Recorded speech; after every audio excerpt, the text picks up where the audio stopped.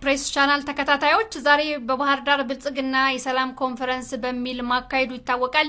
ትናንትና ፋኖ መግለጫ አውጥቶ ነበር። የፋኖ መግለጫ ህዝቡ እንዴት ተቀበለው፣ ዛሬስ የነበረው ሁኔታ ምን ይመስላል በሚል የአማራ ፋኖ ብሔራዊ ኃይል በጎጃም ቀጠና ምክትል የህዝብ ግንኙነት ኃላፊ ሆነው ከፋኖ እስቲበል አለሙ ጋር አጠር ያለ ቆይታ አደርጋለሁ። ተከታተሉን። አመሰግናለሁ። ፋኖ እስቲበል እንግዲህ ዛሬ ብልጽግና በባህር ዳር የሰላም ኮንፈረንስ በሚል ህዝባዊ ድጋፍ ሰልፍ ጠርቶ ነበር። ህዝቡ ለድጋፍ ወጥቷል። ትናንት በቀጠናችሁ ሰልፉን አስመልክቶ መግለጫ ወጥቶ ነበር። ህዝቡስ ማሳሰቢያችሁን ሰምቷል? የሰጠው ምላሽ ምንድነው? አመሰግናለሁ። መልካም እንግዲህ የሰላም ኮንፈረንስ በሚል ባህር ዳር አካባቢ ላይ ሰልፍ ለማድረግ በዛሬው ዕለት የብልጽግና ካቢኔዎች ተንቀሳቅሰዋል። የተወሰኑ ወደ ቤተክርስቲያን የሚሄዱትንና በሴፍትኔት ተጠቃሚ የሆኑ በማስገደድ ባፈሙዝ እና ከቤተክርስቲያን ዛሬ አቦ ስለሆነ ቤተክርስቲያን የሚሄደውን ምዕመኑን የተወሰኑ ምዕመኖችን በማስገደድ በባስ በመጫን የተወሰነ ስብሰባ ለማድረግ ሞክሯል። ነገር ግን የባህር ዳር ህዝብ ሲሰለፍ እንዴት እንደሆነ 2008 እና በተለይ 2013 2014 ማየት ተመልሶ ማየት ያስፈልጋል። ህዝባችን ጥሪያችንን ተቀብሎ ከኛ ጎን መሆኑን በሙሉ ልብ አሳይቶናል። ለዚህም የባህር ዳርን ህዝብና አካባቢውን እናመሰግናለን፣ እግዚአብሔር ይስጥልን ማለት እንፈልጋለን። እንግዲህ የባህር ዳር ህዝብ ሲሰለፍ ሙሉ አደባባዩ የማይበቃው ቁጣውን በግልጽ የሚያሳይ ህዝብ ነው። ነገር ግን በዛሬው ዕለት የተወሰኑ የሴፍትኔት ተጠቃሚዎችን የሚሰጣቸውን ነገር አጎላለሁ፣ ወስዳለሁ፣ ቀማለሁ ብሎ በማለትና ገበያ ይሄዱ የነበሩትን እና ወደ ቤተክርስቲያን ይሄዱ የነበሩትን ትንሽ ጥቂት ማህበረሰቦችን ይዞ አስገድዶ ለ10 ለ15 ደቂቃ በማይሞላ መልኩ ፕሮግራሙን ለማካሄድ ሞክሯል። ይህም ሲሆን ግን በጭንቀትና በጥበት እንደነበረ አይተናል። ምክንያቱም ያልታወቁ ኃይሎች በየቦታው ባህር ዳርን ሲረብሿት እንደነበር የሚታወቅ ነው ማለት ነው። በዚህም 3 ቦታዎች አካባቢ የተለያዩ ፍታዎችን አካሂዷል። ከዚህ በፊት ትላንትናም ስጋታችን ነበር ለመምታት መንግስት ወጥመድ ያስቀምጣል፣ ስለዚህ ህዝባችን ጥንቃቄ ሊያደርግ ይገባል ብለን ነበር። በዚህም ባልታወቁ ኃይሎች 3 ቦታ የቦምብ ፍንዳታዎች ተደርገዋል ማለት ነው እና ይሄን ይመስላል። መልካም እንግዲህ ተካሂዶ የሰላም ኮንፈረንስ የሚል ነው። ሰላም በኮንፈረንስ ይመጣል ወይ? ከዚህ በፊትስ የአማራ ህዝብ በሰላማዊ መንገድ ጥያቄዎችን ሲያቀርብ ለውጥ መጥቶ ነበር? ልክ ነው። እንግዲህ ይኸውልሽ አማራ ህዝብ በተደጋጋሚ ሰልፍ ወጥቷል። ልጆቻችን የት ደረሱ ብሎ ሰልፍ ወጥቷል። አጣዬ ተቃጠለች ብሎ ሰልፍ ወጥቷል። በወለጋ በተለያዩ አካባቢዎች በኦሮሚያና በደቡብ አካባቢ እንዲሁም በቤንሻንጉል ጉሙዝ አካባቢ የወገኖቻችን እያለቁ ነው ብሎ ሰልፍ ወጥቷል።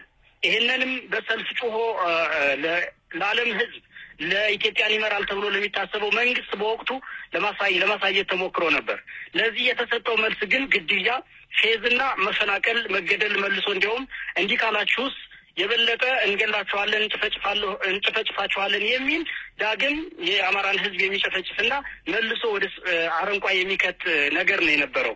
ስለዚህ ሰላም በኮንፈረንስ ሊመጣ አይችልም። ይልቅስ ሰላም በኮንፈረንስ ሳይሆን የሚመጣው ትክክለኛ የአማራ ህዝብን ጥያቄ መመለስ ነው። የአማራ ህዝብ ጥያቄዎች ደግሞ በግልጽ የሚታወቁ ከበፊት ጀምሮ በሰነድ የተቀመጡ ናቸው። እነዚህን ለመመለስ ደግሞ በዋናነት ስልጣን ልቀቅ ነው፣ ስልጣን መልቀቅ እንጂ አሁን በዚህ ሰዓት ላይ የሰላም ኮንፈረንስ በሚል ሰላም በሌለበት ሀገር በድሮን እያለቁ ባለበት ሀገር ላይ ህጻናት በድሮን ትምህርት ቤት በድሮን እየተጨፈጨፈ ባለበት ሀገር ላይ ኮንፈረንስ በሚል 3 እና 4 ሰዎችን እየያዙ በየቦታው እየጨፈሩ ውይይት አድርገናል፣ ስብሰባ አድርገናል በሚል የፕሮፓጋንዳ በሚዲያ መንዛት ሰላምን አያመጣም። ይልቅስ ትክክለኛ የሆነውን የአማራን ህዝብ ጥያቄ ጄኖሳይድ የፈጸመው አካል ለፍርድ ቀርቦ ስልጣኑን ለህዝብ አስረክብ ነው። ይሄንን ሲያደርግ ብቻ ነው ሰላም የሚመጣው። ከዛ ውጭ ሰላም ሊመጣ አይችልም በኮንፈረንስ። ይሄ ቢሆን ኑሮ ከዚህ በፊት ለምነን ነበር፣ እኛ እጃችንን አጣምረን ወደ ሰማይ አንጋጠን ለመንግስት ነኝ ለሚለው አካል ሰላም ስጠን፣ ህዝባችንን አትንካ ብለን ለምነን ነበር። ይሄንን በሰልፍ ማሳካት እንደማንችል ስናውቀው አምባገነን መንግስት እንዳለ የማይሰማ መንግስት እንዳለ አረጋግጠን ነው ወደ ሰይፍ የገባ ነው። በዚህም መንግስት እየከሰረ ጠላት በየቀኑ እየከዳ ብሬኑን፣ ስናይፐሩን፣ ዲሽቃውን፣ ሞርተሩን እየተቀማ ስለሆነ ይሄንን ለማደናገሪያ ይሆን ዘንድ እንደዚህ አይነት የሰላም ኮንፈረንስ የሚል የዓለምን መንግስት ለማወዛገብ ህዝባችንን ለማወናበድ በሚመስል መልኩ እንዲህ አይነት ተራ ፕሮፓጋንዳ እየሰራ ነው ያለው። ሰላምን በዚህ በኮንፈረንስ የሚመጣ አይደለም። ይልቅስ ሐቀኛ የሆኑ እውነተኛ የሆኑ የአማራ ህዝብ ጥያቄዎች አሉ። እነዛን ጥያቄዎች ለህዝብ በመመለስ ስልጣንን ለህዝብ በመመለስ ሰላምን መመለስ ይቻላል እንጂ 3 እና 4 ሰዎችን እየያዙ እየተሰበሰቡ ሰላም አመጣለሁ ማለት አይቻልም። በዛሬው እንግዲህ በኮንፈረንስ ብሎ በጠራው በብልጽግና ጉባኤ ላይ የሃይማኖት አባቶች በመንግስታዊ የፖለቲካ ድራማ ላይ ተሳትፈዋል። እንደ አባትነታቸው ከተጎዳው ህዝባቸው ጎን መቆም ሲገባቸው ለፖለቲካዊ አገልግሎት መሰለፋቸውን እንዴት አየው? እንግዲህ ትልቁ የኢትዮጵያ ችግር ይሄው ነው። የሃይማኖት አባቶች የሃይማኖት ተቋማት ራሳቸውን ችለው መቆም አለመቻላቸው የሚለው መጽሐፍን የሚለው እንደዛ አይደለም። ስጋችሁን የሚገሉትን አትፍሯቸው ነው የሚለው። እነሱ ግን ለስጋቸው አድልተዋል። ለስጋቸው በማድላት በመፍራት እንገደላለን እንሰቃያለን በማለት እውነትን እያወቁ የሃይማኖት አካላት የሃይማኖት ተቋማት እየወደሙ እንደሆነ እያወቁ ህዝብ እየተጨፈጨፈ እንደሆነ እያወቁ በድሮን ህጻናት እያለቁ እንደሆነ እያወቁ መድፍ በህዝባችን ላይ እየወደቀ እንደሆነ እያወቁ የአቡነ ጴጥሮስን መልእክት ረስተው ዛሬ ከመንግስት ጋር ወግነው ሰላም እናመጣለን ብለው ከመንግስት ጋር የፖለቲካ ውስጥ ነው ያሉት። ይህ ደግሞ በሰማይም በምድርም እናምነዋለን በሚሉት አምላክ ፊትም ትክክል አይደለም። እውነትን ይዘው ሊመሰክሩ እውነተኛ ሰላምን ሊያመጡ ነው እንጂ ይሄ መንግስት ሰላም እንደማያመጣ እነሱም በተቋማቸው ውስጥ ያላቸውን ብጥብጥ ያውቃሉ። ስለዚህ ይሄንን ብጥብጥ ለማስቆም ከሱ ጋር መወገን ሳይሆን አምርሮስን መቃወምና መታገል ሲገባቸው በመፍራት ከጉጆው ውስጥ ሄደው በመወሸቅ ህዝባችንን የበለጠ አደጋ ውስጥ ለመጣል ዛሬም እንትን እያሉ ይገኛሉ ማለት ነው። እየሄዱበት ያለው መንገድ የአባቶችን መንገድ አይደለም። አባቶች ራሳቸውን ለሰይፍ ሰጥተዋል ለእውነት ሲሉ እና አቡነ ጴጥሮስ በአደባባይ ተሰቅለዋል እና አቡነ ሚካኤል በአደባባይ ተረሽነዋል። ለዚህ ህዝብ ሲሉ ለኢትዮጵያ ህዝብ ሲሉ እውነትን ይዘው መቆም ነበረባቸው። አባቶቻችን ምንወዳቸው መምህሮቻችን በዛ ጉባኤ ላይ ተሳትፈዋል።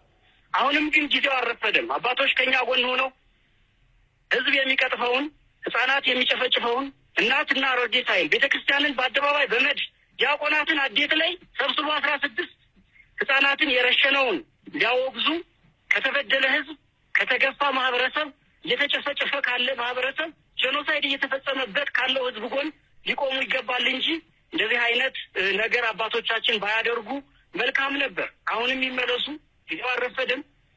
የቀሩትን የአማራ ህዝብ በሌላውም ኢትዮጵያ ውስጥ ያለው እየተጨፈጨፈ ያለውን ህዝብ አውግዘው ከጎናችን እንዲቆሙ ጥሪያችንን እናስተላልፋለን።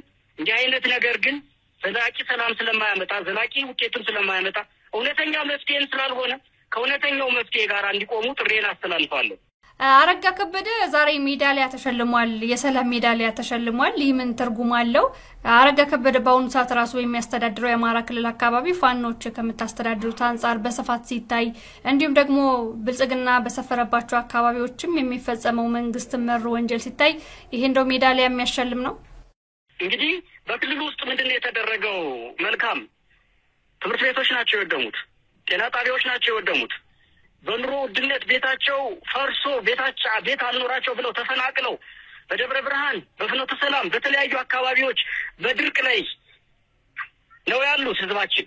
ለዚህ የሚከፈል ዋጋ ሽልማት ሊሆን አይችልም። ይሄ ሰው በፍርድ ቀርቦ ሰው ቢኖር እውነተኛ አባቶች ቢሆኑ የሚሸለመው የነበረው ወደ እስር ቤት የሚሸለመው የነበረው ወደ ፍትህ በመሄድ ፍርድ እንዲያገኝ ለዚህ ጥፋቱ ፈቅዶ በድሮን እያስደበደበ የገዛ ህዝቡን በድሮን የሚያስደበድብ ርዕሰ መስተዳድር ነው አረጋ ከበደ ማለት። ለዚህ ሽልማት አይደለም የሚገባው። ለዚህ እውነተኛ ፍትህ ፍርድ ቤት ተቀምጦ ለፍትህ ወደ ወህኒ ሲወርድ ማየት ነበር የአማራ ህዝብ የሚፈልገው። አማራ ህዝብ ላይ ማዳበሪያ የለም። አሁን አማራ ህዝብ ላይ እየተደረገ ያለውን የጤና ተቋማት መድኃኒት እያገኙ አይደለም፣ በድሮን እየተጨፈጨፉ ነው። ደሞዝ እየተከፈለ አይደለም። የመንግስት ሰራተኛው በኑሮ ውድነት እየተቃጠለ ነው ያለው። ትምህርት ቤት መላክ ልጆቹን አልቻለም። እህል መግዛት በልቶ ማደር ጎርሶ መዋል አልቻለም ህዝባችን። ይሄንን ላደረገ የክልል ፕሬዝዳንት ሽልማት ሳይሆን የሚገባው ወደ ፍርድ ቤት መቅረብ በፍርድ ቤት መዳኘት ነበር የሚገባው። ነገር ግን አላማቸውን ማሳካት የሚፈልጉ አካላት በዚህ በሰላም ኮንፈረንስ በሚባል ቡድን በኩል ሽልማት ሰጥተዋል። ይሄም የአብይ አህመድ አገዛዝ የራሱን አላማ ለማሳካት ሲል ለመሸንገል የአማራን ህዝብ ለመሸንገል ሰላም ያለ ለማስመሰል ስራ ይሰራ ለማስመሰል ሆን ብሎ የተሰራ ስራ ነው። አረጋ ግን ለዚህ ፍርድ ወደፊት የአማራ ህዝብ የሚሰጠውን ፍርድ እንዲጠብቅ እናሳስባለን። አዎ ፍርዱ ይሄ ነው የሚሆነው፣ ውሳኔው ይሄ ነው የሚሆነው። የሚሸልመው ሽልማትኛ ነን። የአማራን ህዝብ ባሰቃየው ልክ እንሸልመዋለን። በትክክል ፍርድ ቤት እንገትረዋለን።